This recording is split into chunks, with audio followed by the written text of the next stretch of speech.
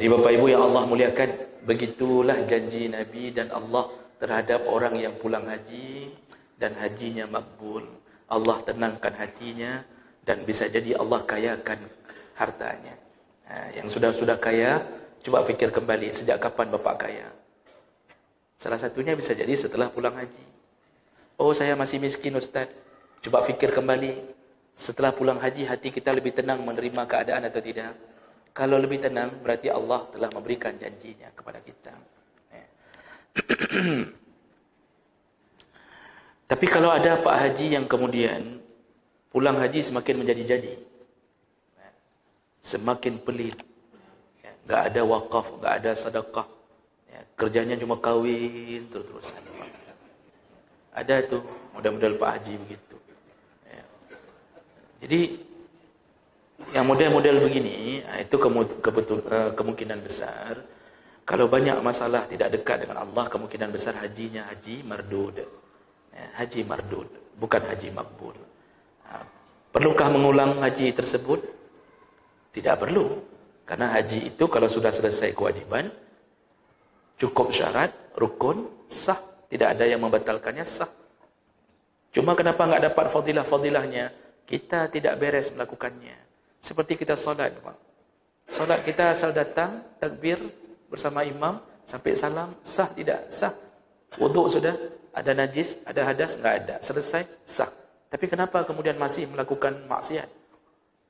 Kita melakukannya tidak sesuai dengan prosedur, artinya kita tidak khusyuk. Ini yang menyebabkan kita terus-terusan dalam maksiat. Salat kita tidak bisa membentengi kita. Nah, jadi jemaah mereka Allah Subhanahu wa taala, ini fadilah yang pertama di malam ini. Yang kedua di malam ini yaitu orang-orang yang berhaji, Allah telah memberinya status tamu Allah, dan sebagai tamu Allah akan mengabulkan semua permintaan tamunya. Nah, jadi orang berhaji ini ada gelar khusus. Kita sering dengar kalimah duyufur rahman. Duyufur rahman. Kalau kita dengar ketika kita ke Makkah, Madinah, itu para khatib-khatib selalu mengatakan selamat datang, marhaban bikum ya duyufur rahman. Selamat datang wahai tamu-tamu Allah. Mereka tidak mengatakan tamu kami. Mereka tidak mengatakan tamu kami di Makkah, Madinah, tidak. Selalu kalimat diulang-ulang, kalian adalah tamu-tamu Allah. Nah, jadi bukan tamu manusia. Dan ini, sebutan ini, Nabi yang menyebutkannya. Nabi yang menyebutkannya.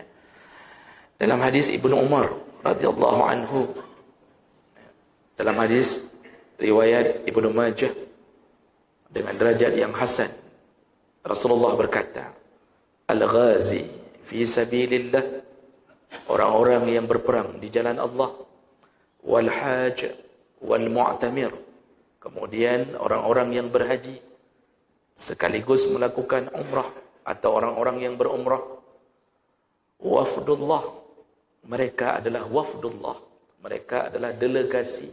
Wafdun itu wufud, jamaknya maksudnya mereka diundang, delegasi yang diundang Allah. Dan kita kan, bahasa kita waktu mendatangi tempat itu, kita kan menyambut panggilan dengan mengatakan labbaik Allahumma labbaik, labbaik la syarika laka labbaik. Ini kan kita menyambut, ya Allah telah kepenuhi panggilanmu, kepenuhi undanganmu. Jadi ini kan tamu yang diundang. Ada orang yang salah faham mengira undangan itu belum sampai kepadanya. Dia kaya, gajinya 15 juta per bulan, berarti 2 bulan 30 juta. Potong untuk makan, dia bisa tabung sekitar 7 juta kalau normal. Sekitar setengah tahun kerja, dia sudah ada uang untuk daftar haji, tapi tidak daftar. Padahal rumah sudah siap, kendaraan sudah ada, tapi tidak daftar. Lalu ketika ditanya kenapa tidak berhaji, kenapa tidak daftar haji, selalu jawabannya belum dapat undangan. Ini orang dia fikir undangan Allah itu datang dalam mimpi dia. Dipikir mimpi akan datang seruan, ya, berhajilah, telah datang kepadamu waktu untuk berhaji. Dipikir undangan itu begitu. Dia fikir undangan itu panggilan-panggilan hati. Tidak. Undangan Allah untuk berhaji bukan panggilan hati, bang.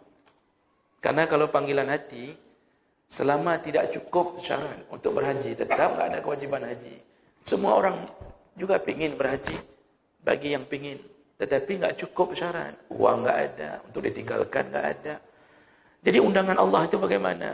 Undangan Allah, yaitu ketika kita yang dulu bergaji 2,5 juta, tiba-tiba Allah angkat menjadi kepala dinas, hari ini gaji 25 juta. Sudah datang undangan Allah. Yang dulu honorer, tiba-tiba berubah jadi PNS. Sudah datang undangan Allah. Ya.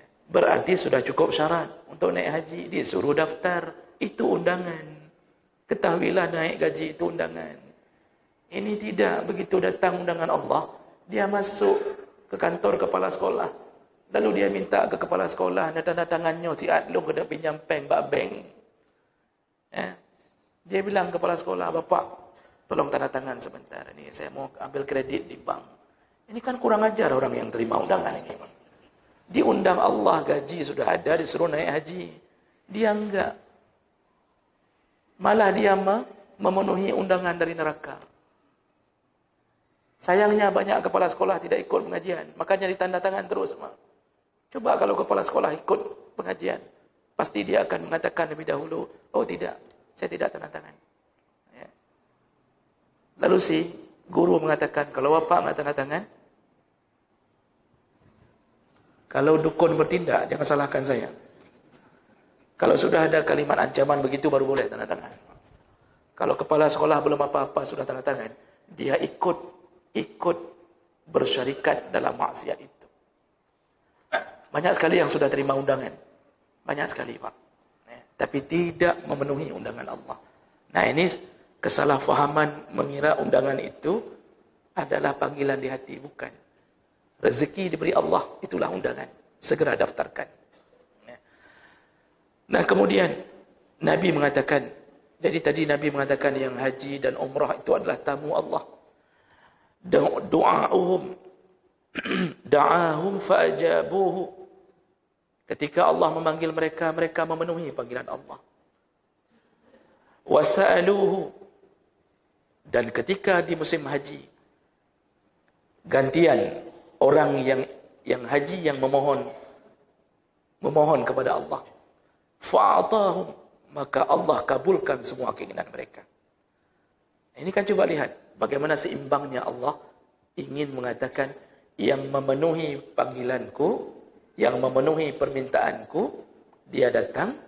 Maka ketika dia sudah sampai di rumahku, dia meminta sesuatu kepadaku, sebagaimana dia memenuhi undanganku, maka begitulah aku penuhi semua permintaannya. Ini maksud Nabi. Dan ini dibantu dalam hadis yang lain. Kata Rasulullah, al-hujjaj wal-ummar wafdullah. Haji, para haji dan umrah, orang-orang yang berumrah, itu tamu Allah. In da'auhu ajabahum. Ketika dia dipanggil oleh Allah, dia penuhi panggilan Allah. Dan ketika dia memohon kepada Allah, wa in istaghfaruhu ghafara lahum. Dan nanti di waktu haji kita yang minta kepada Allah, maka Allah pun memenuhi keinginan kita sebagaimana kita memenuhi keinginan Allah. Jadi kan haji itu kan, Pak, berat itu. Allah meletakkannya di rukun Islam yang kelima, dibuat syarat. Dibuat syarat manis tata'a, yang mampu saja. Enggak diwajibkan semua kalau enggak mampu. Berarti ada sesuatu yang perlu dia perjuangkan. Ketika sudah mampu harta, mampu badan, kita berangkat. Dan itu butuh harta banyak. Butuh derayan air mata, meninggalkan keluarga. Allah tahu hambanya berjuang untuk memenuhi panggilannya.